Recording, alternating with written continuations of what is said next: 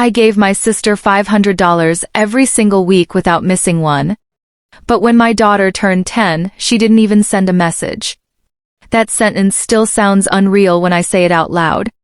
The bank notifications used to come every Friday at 9:02 a.m. Transfer successful.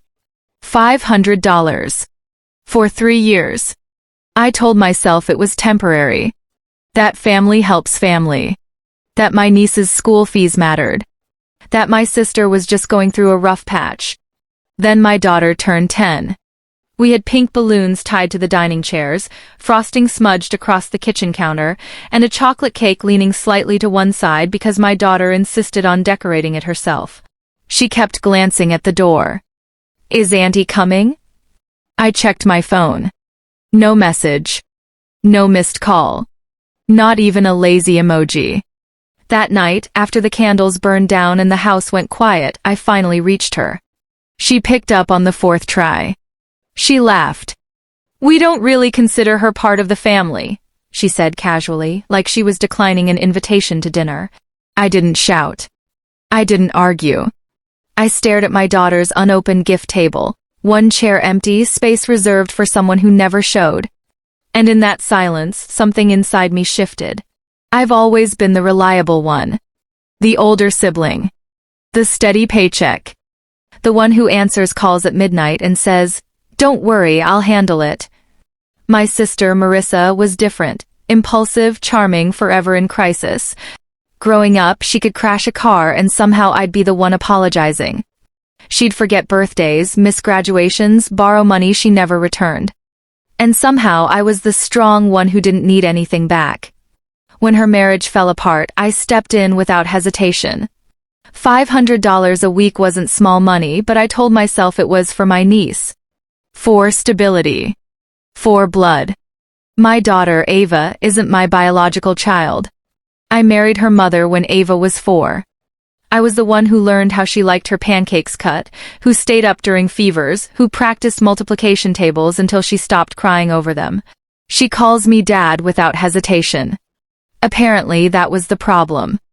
To my sister, blood was everything, unless it came from my bank account. Looking back, I see the pattern clearly. I was useful. Dependable. Predictable. They assumed I would always give, and never notice when they quietly decided my child didn't count. It didn't start with that phone call. It started years earlier, in moments so small they almost felt accidental. At family dinners, my sister would slide photo albums across the table. Pages filled with real grandchildren, she'd say lightly, tapping the plastic sleeves with manicured nails. When Ava leaned closer to look, Marissa would smile too sweetly and turn the page. At Christmas, gifts for my niece were extravagant. Glossy bikes, tablets, designer shoes still wrapped in tissue paper. Ava would receive something polite. A puzzle. A scarf. Once, a regifted candle with the old price sticker half peeled. I noticed the glances. The quick, silent exchanges between my sister and our mother whenever Ava called me Dad. A pause that lingered half a second too long. A tight smile. The kind people wear when they're tolerating something. "She's lucky you stepped in," Marissa once said at a barbecue, sipping her drink. Lucky. Not loved. Not ours. Lucky. I kept transferring the money every Friday. I kept showing up. And each time Ava ran toward them with open arms and received a careful, distant hug in return, I felt it, that quiet line they had drawn around her. A border. And we were standing outside it. The turning point wasn't loud. It came the following Friday at 9:02 a.m. when my phone lit up with the usual reminder, scheduled transfer, $500. I stared at the screen longer than I ever had before. In the background, Ava was at the kitchen table, carefully unwrapping a handmade bracelet one of her friends had given her. She handled it like it was gold. No call. No message. No apology from my sister. Just silence and that laugh replaying in my head. We don't really consider her part of the family. I realized something then. I had been financing people who had already decided my daughter didn't belong. Every dollar I sent was an endorsement of that decision. I wasn't helping family. I was paying rent to stay in a house they'd locked me out of. For the first time in 3 years, I pressed a different button. Cancel transfer. No dramatic speech. No warning text. Just a confirmation email sliding quietly into my inbox. Later that afternoon, my sister called. Her tone wasn't confused. It wasn't concerned. It was irritated. Did something happen to the payment? I looked at Ava laughing at the table, sunlight catching in her hair. Yes, I said evenly. Something did. I didn't block her number. That would have been emotional. Instead, I did what I've always done best. I organized. I work in finance. Numbers don't lie and they don't take sides. Over 3 years, I had transferred $78,000 to my sister. Every payment documented. Every memo line saved.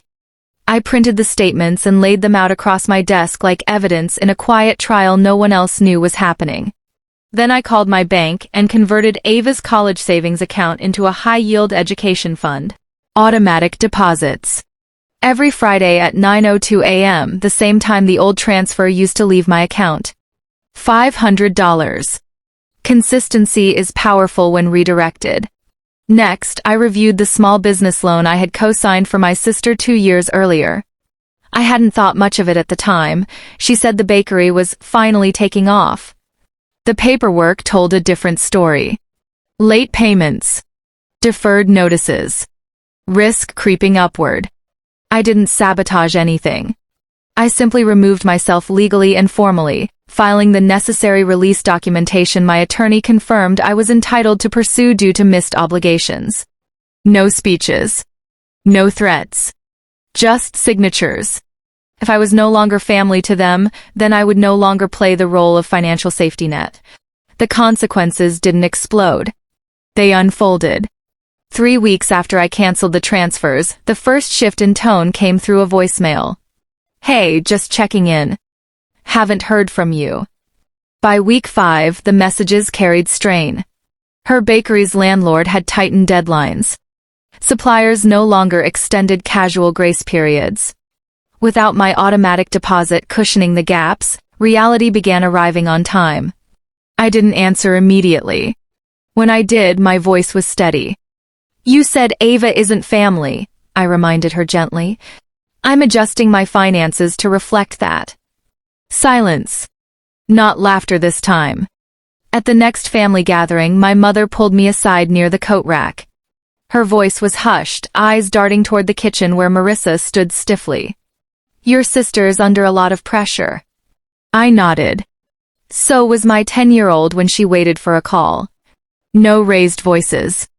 Just truth placed carefully between us. Months later, I drove past the bakery.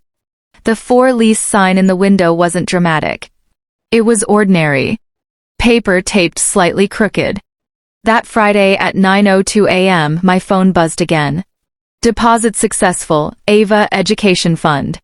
She ran into the room waving a spelling test with a bright red 100 at the top. Look, Dad.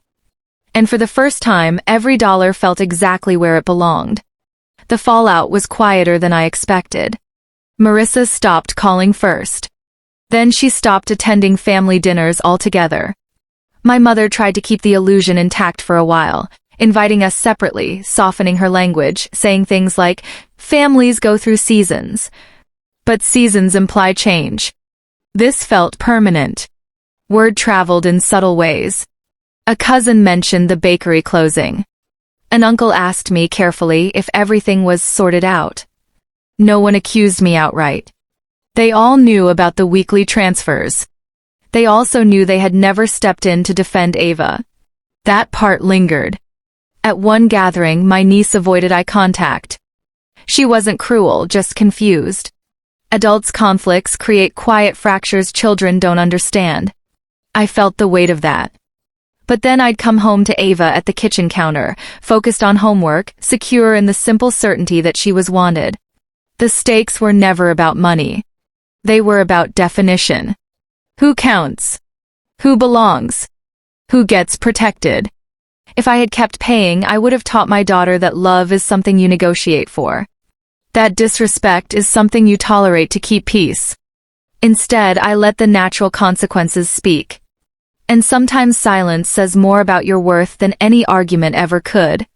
Time has a way of sanding down sharp edges. A year later, the anger is gone. Not replaced with bitterness, just clarity. I don't replay her laugh anymore. I don't rehearse arguments in the shower. I simply see things as they are. Family isn't blood. Family is who shows up. Every Friday at 9:02 a.m., the deposit notification still arrives. Ava's education fund is growing steadily. So is she. Taller now. More confident. She doesn't ask about her aunt anymore. Children adjust when they feel secure, and she does. I've learned something about myself, too. I used to believe being dependable meant enduring anything. That strength was measured by how much I could absorb without complaint. I was wrong. Real strength is drawing a line calmly and standing behind it without theatrics.